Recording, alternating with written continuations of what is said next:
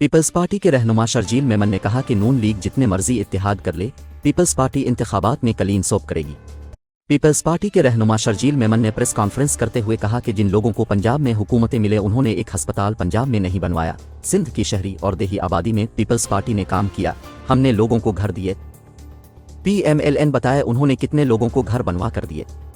शर्जील इनाम मेमन ने कहा कि हम पर 2018 में नाअहल थोपा गया, हम नहीं चाहती 2024 में भी ऐसे लोग थोपे जाएं जो मुल्क का भला नहीं चाहते। अवाम के वोट के बाद कोई भी नाअहल मुल्क पर नहीं थोपा जाएगा। पीपल्स पार्टी ने इस मुल्क के लिए तारीखी काम किए हैं। नून लीग को हमेशा इलेक्शन के मौके पर सिंध याद आता है।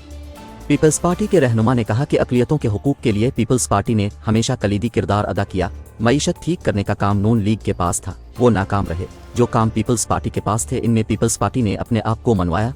मुल्क के 21 लाख लोगों को घर बना कर देने वाली पीपल्स पार्टी है।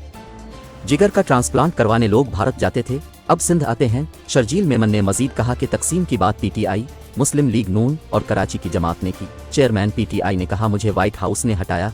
PTI को व्हाइट हाउस नहीं बिलावल हाउस ने हटाया। सियासी दुश्मनी नहीं होनी चाहिए। अगले वजीर आजम का डोमिसाइल सूबा सिंध से होगा। आज तक कभी शफाफ इलेक्शन से मुस्लिम लीग नून को इक्तदार नहीं मिला। पीपल्स पार्टी के रहनुमा ने कहा कि मुस्लिम लीग नून हमेशा धांधली के जरिए इक्तदार में आई, चाहते हैं माजी की तलखियों को भला कर आगे चला जाए। पीपल्स पार्टी निगरान सीटअप में कोई मुदाखलत नहीं कर रही। आसिफ अली जरदारी का बहुत बड़ा अदल है, उन्होंने दुनिया पर एहसानात किए।